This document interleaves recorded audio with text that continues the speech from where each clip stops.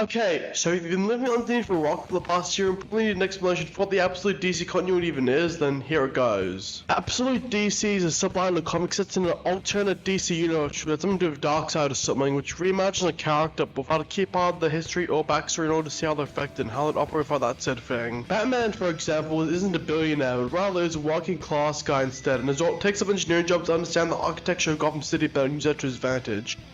Also, his mom's still alive, so yeah. For Wonder Woman, she was taken from a secure birth and instead was raised by Cersei, supposed to be her arch-enemy mainline DC, but as her mother figure instead an Absolute. Well, Superman is not being a good book. The point is that Absolute is a daring new imprint with the purpose of taking well-known characters in new and exciting directions. But what if we apply that strategy to a C-lister? Firestorm first appeared in Firestorm the Nuclear Man issue 1 in March of 1978, created by Jerry Conway and Al Milgrom. Firestorm was created with the purpose of being a sort of teenage-style superhero that DC seemed to be lacking at the time. Also, something else to know about Firestorm is he's just one guy, but instead he's two dudes in one body who are like this because they got caught in a science explosion, fused them and gave them molecular and elemental powers. The quote-unquote main component of Firestorm, or at least one in the real, is teenage Ronnie Raymond. Like most teen superheroes at the time, Ronnie wasn't a complete social loser, rather it was more like Flash Thompson. More sporty type, not so book smart, but also not a bully either. Conway deliberately made the decision because he thought it'd be interesting in having a teenage superhero so the opposite of the more traditional types like Peter Parker, not really having a key mind science but technology, but still went to the right from regardless. The brains of Firestorm was Martin Stein, a scientist who specialized in nuclear energy. In fact, he was the person who essentially helped create the nuclear plant which is setting for Firestorm's whole origin story in the first place. When the two would be fused as Firestorm, Ronnie would be at the forefront of the action, flying around and finding the bad guys, while Professor Stein would give Ronnie some ideas and thoughts on how to probably defeat the aforementioned bad guys. And funnily enough, Firestorm, or at least Ronnie Raymond, already sort of exists in the Absolute Universe as an experiment that the scientists in Fort Fox have been working on for Project Olympus. We don't really know what he's like yet, we don't even know if he's alive not at the time of this writing, but he's been teased throughout the book, so this picture is essentially going to be my idea of what he'd be like. Also, this may not be a Trailboy 17 situation. Rest in peace, Absolute Oliver Queen, you will be missed. We open up in New Jersey.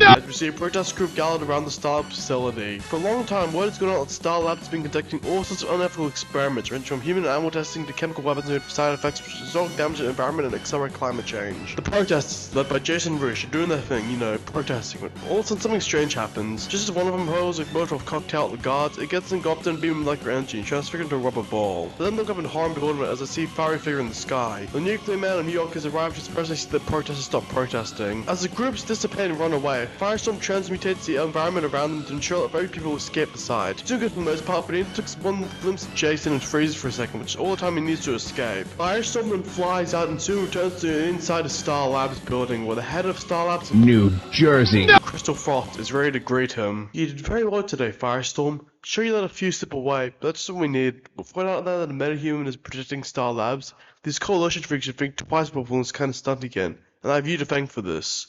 Martin. Yup, that's right. My pitch for Absolute Firestorm is to erase one half of the equation. My ideal Firestorm dynamic is the two people who fuse together to become Firestorm learn a lot from each other. Not just new ways to be bad guys, but actually stuff about each themselves, the very teamwork and be better people as a result. So my idea for Absolute Firestorm is to ask them a question.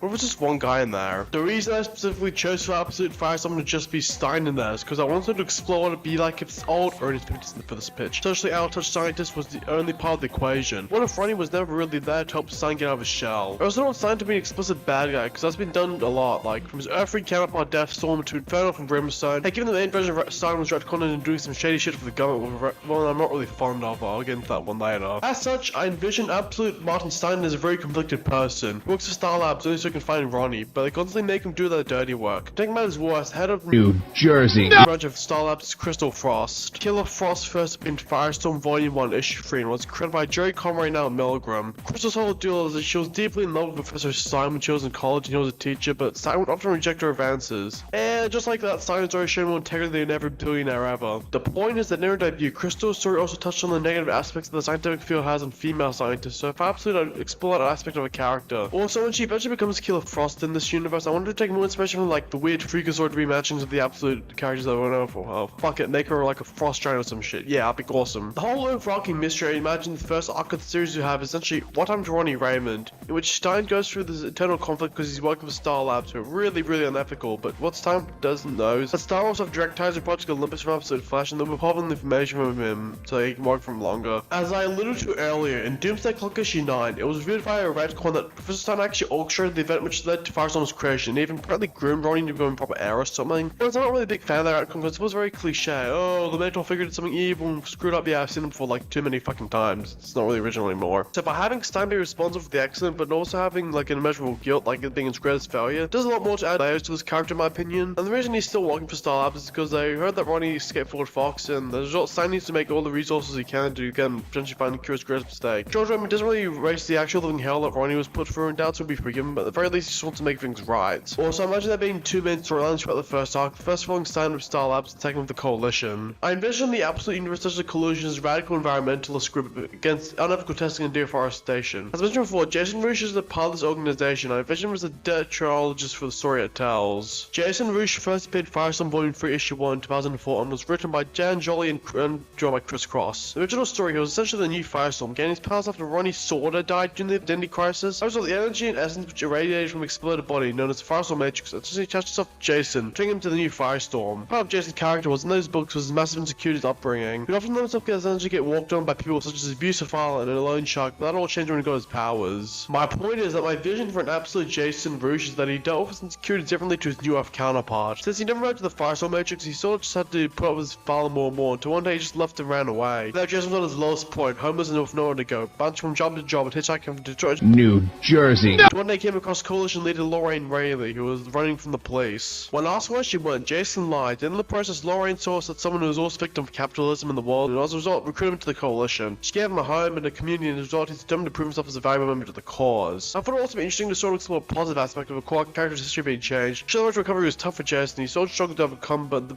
fact was he was trying to make a community support him was a big part of that. Integral members for this group are various supporting characters and a few villains springing throughout Firestorm's publication history, but the most important member of the group is the aforementioned leader, Lorraine Riley. Lorraine Riley first appeared in Firestorm Volume 2 Issue 1 1982 and was created by Jerry Conway and Pat Broderick. Lorraine was essentially created to be the secondary love interest to Ronnie, but only when it was Firestorm. Kind of comparable to Black Cat, one of them Spider-Man in a way. Funny enough, when asked about in the letters page of Firestorm issue I read, Conway said he didn't actually call Black Cat's demand, he didn't read the issue she was in. It's actually kind of funny in my opinion. Also, Lorraine was the daughter of a Democratic senator, and that is such that her being attacked by multiple bad guys. One in particular gave her powers. Not really similar to Ronnie, she can counter the animal transition thing, but she can fly and do the energy projection thing, which isn't too bad. For absolute Lorraine, I imagine her being a more radically charged person. A woman who started on the upper middle class life, but over time grew to resent and hate the world around her, which can be emblematic of the relationship she has with her father. I'd imagine that she totally resents her father for not using the position of power to probably benefit the world around him, and that could lead to some great character stuff. Particularly when he has to talk about the actions of the Coalition, knowing full well his daughter runs the operation. So with that being said, the two plots of Firestorm's plot where he grapples his guilt and is part of everything, and breaking into plot with the Coalition. They try to break into Star Labs, blow it up, and potentially find out about Ronnie's whereabouts. Oh yeah, I should also probably talk about the origins for the absolute Firestorm as a whole, and also what my absolute Ronnie would be like in general. So what essentially happened is that during a previous break-in that was Ronnie and Lorraine, they were raiding a Star Labs that Stan was working in, but when the charges that Lorraine and Ronnie installed blew up, the explosion mix of what Stan was doing gave the, of course, the standard origin, but a bit differently. Stan also gave him the full Firestorm load up to turn it back to normal parts, but Ronnie,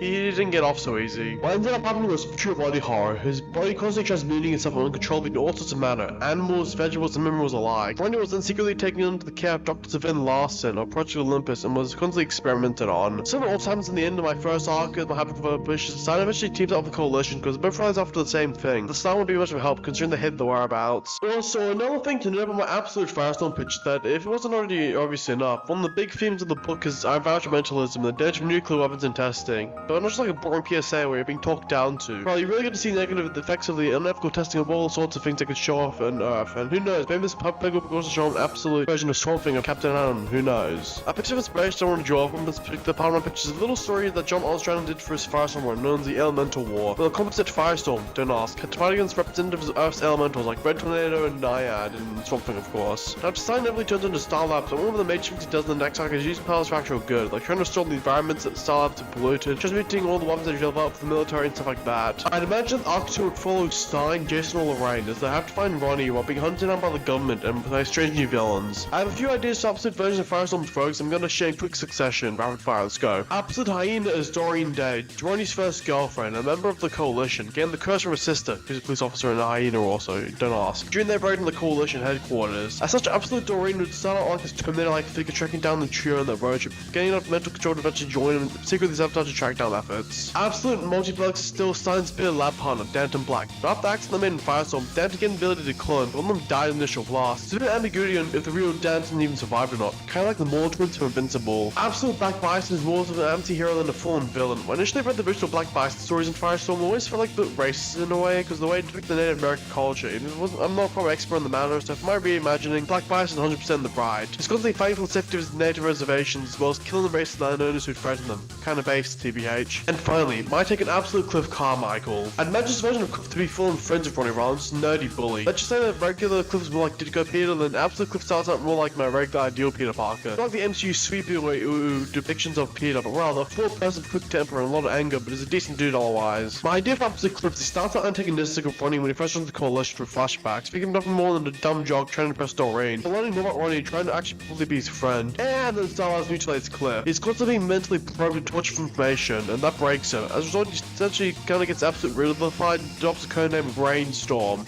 Yeah, not doing Thinker, I think Brainstorm would fit him more. And finally, Absolute Killer Frost. I've already detailed in my version of Crystal Charger accident as the Ice Cream Star Labs. The major difference between their main counterparts is that he deliberately caused the accident that made her Killer Frost because he saw it as her responsibility to track down and kill Stein. But her rival was dead fire than ice. After the experiment, Crystal starts out cool and calculated, but every time she gets more erratic and angry, and that eventually leads her to a confrontation with Stein in the Antarctic for hypothetical further arc, where Stein tries to use his powers to stop climate change, and eventually fusing the landscape of like Antarctica and also becoming a massive ice kaiju or frost giant or whatever. Pretty spiffy, huh? However, one thing I don't want this book to be is too safe. Like if Ultimate Wolverine, which is actually brought down to an edgier version of Weapon X, which kills the fastest cast. I want this to be a cool retro take on the Firestorm mythos, experimenting and coming with new takes on the old stuff and also inspirations as well. Really, isn't that what Absolute's supposed to be about in general? Anyway, I was on a pitch what I'd do if I wrote an Absolute Firestorm comic. Sorry for the long delay. I was supposed to be released last month, but I hit a nasty writer's block and also got a cold, so I had to come out like a month later. If you want this pitch, make sure to like the video, subscribe to my YouTube channel, and turn on notifications for future uploads, and remember to buy the Fury Firestorm issue volume 2026. By just a local comic store, else I'll explode. Yes, bye.